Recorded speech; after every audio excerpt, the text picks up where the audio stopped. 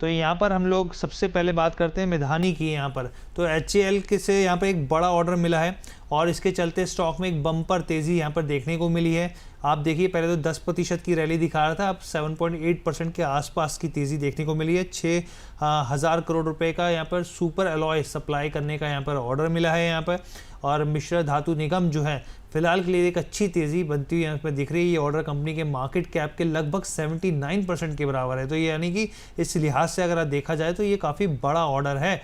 और आप ये भी समझिए कि एरोस्पेस और टरबाइन इंजन में आप जो सुपर एलॉय होता है उसका इस्तेमाल किया जाता है। तो यहाँ पर और साथ ही आप ये भी देखिए कि एक्सट्रीम टेम्परेचर में और प्रेशर झेल, यहाँ पर जो मेटल अलॉय होता है वो इस तरह के एक्सट्रीम टेम्परेचर और प्रेशर को झेल सकता है।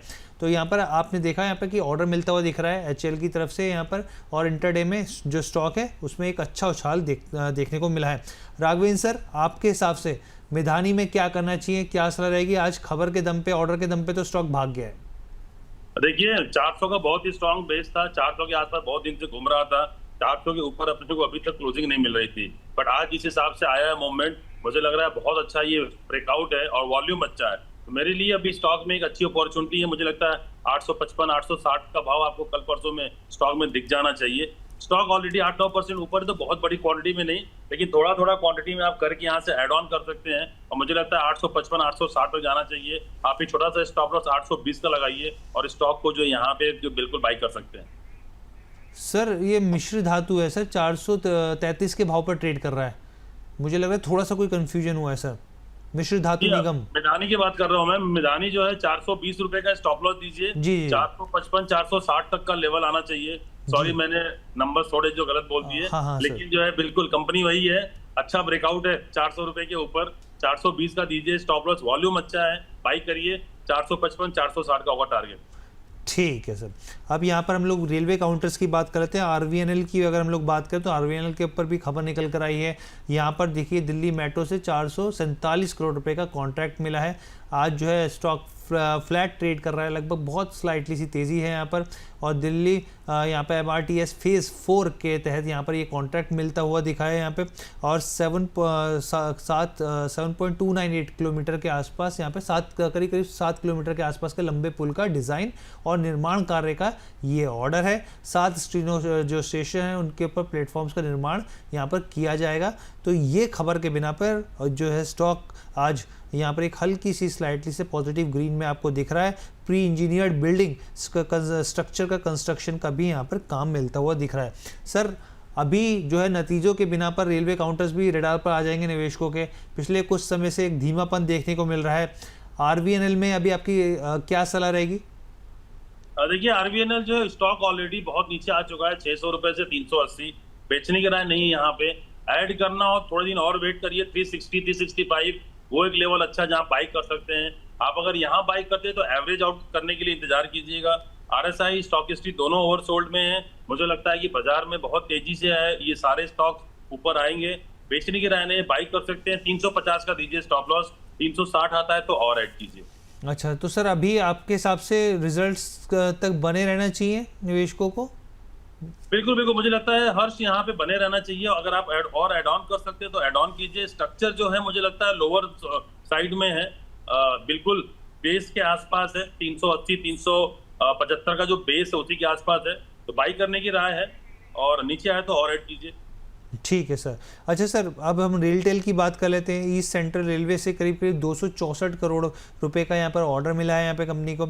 और यहाँ पे कवच सिस्टम की हम लोग लगातार बात करते हैं, सेफ्टी की जो बात की जाती है, जो कवच सिस्टम है उसके लिए ईस्ट सेंट्रल रेलवे से यहाँ पे ये ऑर्डर मिला है।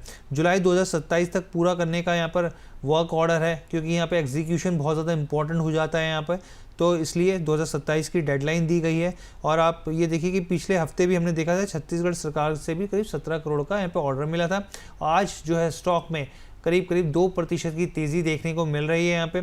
और सरकार का जो फोकस है यहाँ पर कवच सिस्टम को लेकर हम लोग देख रहे हैं काफ़ी समय से, जिससे हमने देखा था पीछे जो काफ़ी एक्सीडेंट रेलवे के होते थे यहाँ पर, तो सिस्टम को, कंट्रोलिंग सिस्टम को खास तौर पे और सशक्त करने पर कोशिश की जा रही थी।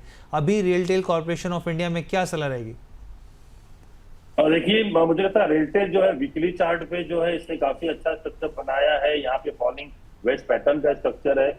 डेली चार्ट पे भी ओवरसोल्ड है, बाई कर सकते हैं। 416 है, मुझे लगता है कि एक बार अगर इसने डिप दिया तो 400 के नीचे आएगा, वो एक लेवल होगा जहां पे आप अच्छी खासी क्वालिटी बाई कर सकते हैं। 378 का स्टॉप लॉस दीजिए।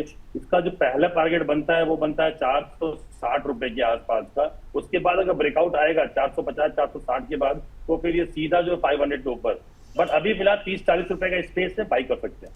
अभी बाय कर सकते हैं सर। अच्छा सर, एक सवाल मेरा IRFC के ऊपर भी है सर। IRFC के क्योंकि नंबर जो है वो 22 जुलाई को आने जा रहे हैं, ट्यूसडे को आने जा रहे हैं। आपके हिसाब से IRFC में क्या असर रहेगी? 135 के भाव पे यहाँ पे चल रहा है और करीब करीब यहाँ पे आप देखिए स्क्रीन पर आपको दिख रहा है कि 1% के आसपास की यहाँ पे तेज़ी देखने को मिल रही है। इसने भी काफ़ी लंबे समय से निवेशकों को छकाया है, परेशान किया है स्टॉक ने भी। क्या आपकी सलाह रहेगी यहाँ पर IRFC पर? देखिए, आज IRFC का चार्ट अच्छा बन रहा है। आज की क्लोजिंग इंपॉर्टेंट है। अगर आज 136 के ऊपर क्लोजिंग मिलती है तो स्टॉक थोड़ा ऊपर जा सकता है, बट मेरे हिसाब से थोड़ा अभी फिलहाल स्टॉक में बहुत ज्यादा अपसाइड नहीं है। लेकिन यस, ये एक्यूमुलेशन जोन है।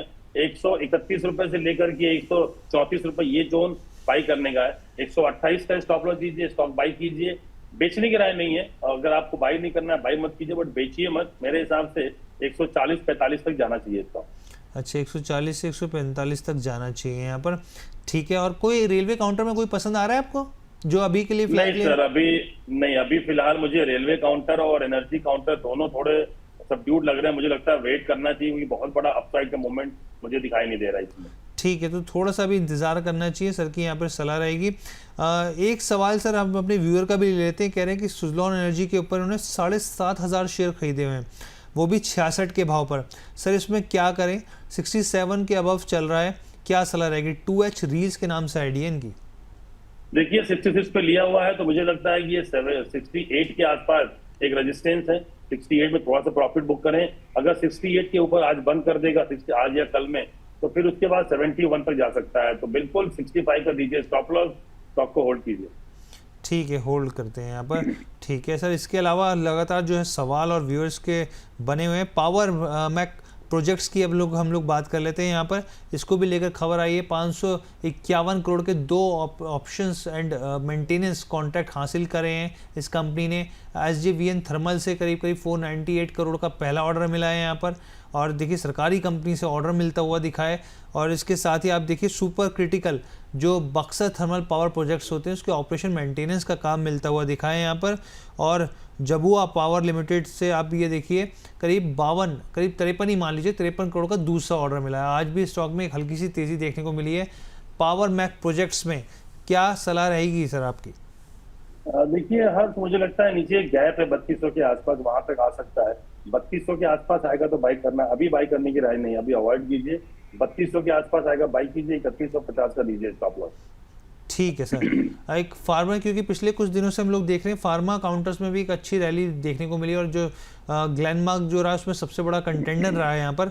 लेकिन सन फार्मा की बात कर लेते हैं। सन फार्मा को लेकर खबर आई है यूएस में हेयर लॉस ट्रीटमेंट के लिए LEQSLV टैबलेट जो है वो लॉन्च करी है इन्होंने। और यहाँ पर एलोपेसिया एरिएटा बीमारी के इलाज के लिए ये इस्तेमाल होती है यहाँ पे। इनसाइड कॉरपोरेशन के साथ साथ सेटलमेंट और लाइसेंस समझौते के बाद ये लॉन्च होती हुई दिखेगी आपको। और न्यू जर्सी जो जिला न्यायालय है उसमें चल रहे मुकदमे का यहाँ पर सोल्यूशन होता हुआ दिखा है यहाँ पे। और दोनों कंपनियों के मामले में यहाँ पर आप देखिए जो है खारिज करने की मांग यहाँ पर की जा रही है। तो सन फार्मा के ऊपर, क्योंकि सर पीछे हमने देखा है लगातार, देखिए कंपनियाँ जो होती हैं वो लगातार एक्सपेरिमेंट करती हैं यहाँ पे, बायोकेमिकल बेसिकली मॉलिक्यूल्स यहाँ पर डिस्कवर करती हुई दिखती है। अब यहाँ पर हेयर ट्रीटमेंट की, लॉस ट्रीटमेंट की बात निकल कर आई थी पीछे सामने। अब ऐसे में सन फार्मास्यूटिकल्स में क्या करना चाहिए? देखिए स्टॉक ने ऑलरेडी ब्रेकआउट दे दिया है। गैप था करीब करीब जो है पिछले महीने का मई का गैप था, वो उसने आज भर दिया है। अब ये यहाँ से 20 रुपए की रैली अगर मिलेगी और 1745 के ऊपर, तब जा करके मुझे लगता है कि ये यहाँ से तेजी से ऊपर जाएगा। अदरवाइज अभी इसी रेंज में रहता था, अवॉइड करने की राय है। ठीक है, ओबरा रियलिटी की भी हम लोग बात कर लेते हैं। इस पर भी खबर आई है तो वो भी हम अपने व्यूअर्स के साथ साझा कर देते हैं यहाँ पर। और ये आप देखिए होटल होराइजन के लिए यहाँ पर रेजोल्यूशन प्लान पर यहाँ पर COC की मंजूरी होगी। कंपटीशन एक बार इस पर क्लैरिटी हो जाए। यहाँ पर ओबरा रियलिटी कंसोर्शियम को कमेटी ऑफ क्रेडिटर्स ने मंजूरी दे दी है यहाँ पर। और इसके साथ ही आप ये समझिए कि कॉर्पोरेट जो दिवालिया समाधान प्रक्रिया होती है पर रेसोल्यूशन प्लान जो होता है उसके तहत यहाँ पे मंजूरी ली गई है। यहाँ पे प्लान को लेकर मंजूरी के लेके खबर निकल कर आई है और कंसोर्शियम पे 919 करोड़ रुपए में होटल होराइजन का अधिग्रहण किया जाएगा। तो ये एक खबर है। और होटल के पास करीब आप देखिए मुंबई के जुहू में 7,500 वर्ग की मीटर लैंड पार्सल भी है। सर ओबराय रियलिटी में क्या करने की सलाह लगेगी, क्योंकि हम लोग लगातार देख रहे हैं रियलिटी काउंटर्स भी एक अच्छे से जो अगर सेक्टोरल चर्निंग की बात करें तो एक पॉजिटिव स्ट्रेंथ दिखाते हुए देखने को मिली है यहाँ पर। बिल्कुल सर, मुझे लगता है कि ओबेरॉय रियलिटी यहाँ बाई कर सकते हैं क्योंकि काफी तेजी से 2,000 रुपए से नीचे आ रहा है 1,800 रुपए। तो नीचे का लेवल जो है वो करीब करीब 1,780 के आसपास का है जहाँ पे स्टॉप लॉस दे सकते हैं, स्टॉक बाई कर सकते हैं क्योंकि 200 रुपए डाउन ऑलरेडी है। बेचने की राय नहीं है, यहाँ पे बाई करना हो तो बाई करिए क्योंकि एक बार 1,780 का लेवल मुझे लगता है कि वहां तक आएगा। अगर वो आता है तो फिर वहां से आप जो स्टॉक सीधे ऊपर जा सकता है। तो बेटर है कि अभी आप स्टॉक को यहाँ बाई करिए, 1,780 का स्टॉप लॉस दीजिए, 1,900 का टारगेट होगा पहला। ठीक है। इसके अलावा यहाँ पर जो है SCL टेक के नतीजे भी आते हुए दिखे यहाँ पर और उसका रिएक्शन यहाँ पे हुआ कि बाज़ार ने पनिश किया है यहाँ पर SCL टेक को। और उसके ऊपर भी सर हम आपसे जानना चाहेंगे। देखिए नतीजे आ गए यहाँ पर स्क्रीन पर और आप यहाँ पर जो नेट प्रॉफिट है वो 170 करोड़ आया, जबकि आप देखिए पिछले क्वार्टर में क्वार्टर ऑन क्वार्टर बेसिस पर आप देखें तो दबाव देखने को मिला था यहाँ पर। इसके अलावा आप यहाँ पर रेवेन्यू की मोर्चे पर आप देखें स्लाइटली सी बढ़ोतरी देखने को मिली है। एबिट की बात करें यहाँ पर तो ये घटता हुआ दिखा है, एबिट मार्जिन भी यहाँ पे कटौती होती हुई दिखी और जो रेवेन्यू ग्रोथ गाइडेंस है वो 3 से 5% की गई। और जो भी आप ये देखिए कि जो टॉप 5 कंपनीज़ हैं यहाँ पर IT पैक के अंदर उसमें सबसे ऊपर रेवेन्यू ग्रोथ गाइडेंस रखी गई है 3 से 5% की। लेकिन हाँ ये ज़रूर है कि अर्निंग पर शेयर में यहाँ पर जो है वो गिरावट एक जताई गई है यहाँ पे मैनेजमेंट की तरफ से। आप SCL टेक को कैसे देख रहे हैं? हाँ देखिए SCL टेक का जो पिछला जो बेस था वो 1550 का था, वो लेवल अगर इसने ब्रेक कर दिया तो फिर जो मुझे लगता है कि 1480 तक जो है आ सकता है।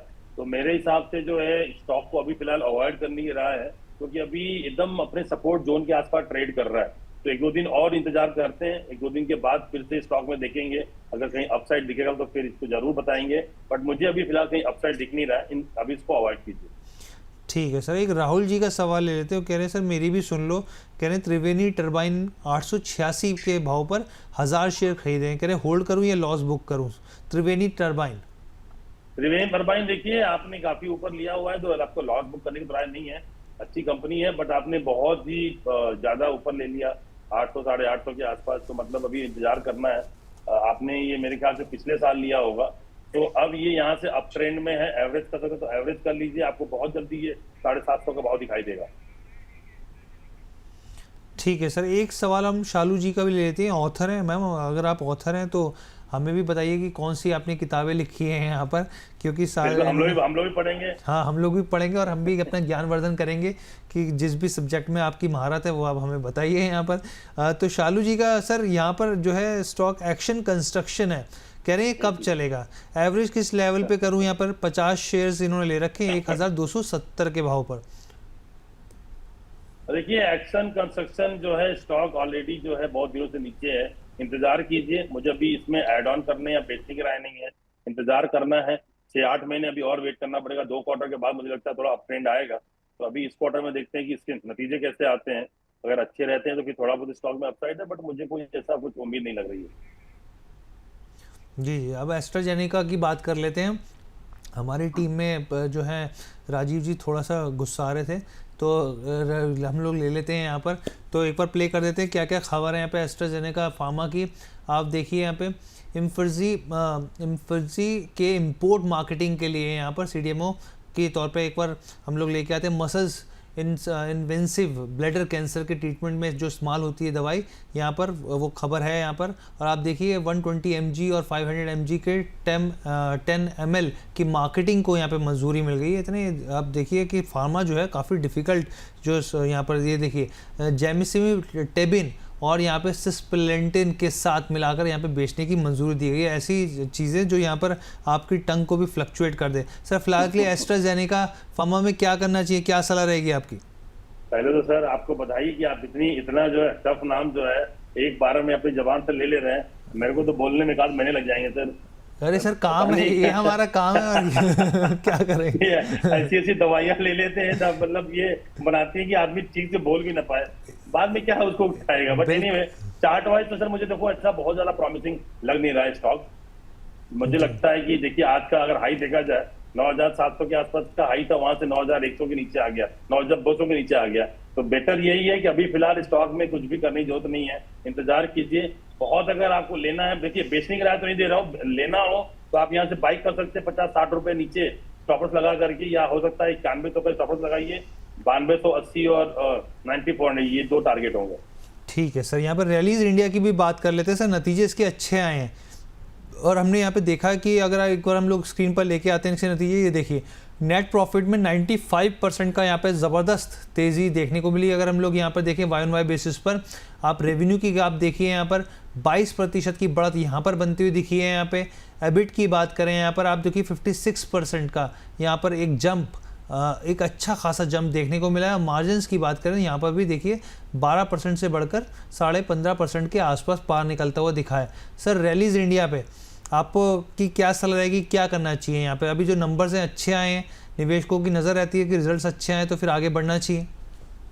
देखिए नंबर्स तो काफी अच्छे आए हैं, बट मुझे लगता है कि अभी स्टॉक ऑलरेडी ऊपरी स्तर से काफी स्लिप कर चुका है। तो मुझे लगता है कि एक बार ये स्टॉक 345-350 के रेंज में आएगा, वहां बाई कर सकते हैं। वहां अगर मिलेगा तो एक बार देखते हैं, बट 350 तक वेट कीजिए, अभी स्टॉक में एंट्री नहीं करना। चलिए अब इस सेगमेंट को यहीं समेटते हैं और बाकी दूसरी खबरों पर हम लोग चर्चा करेंगे जल्द।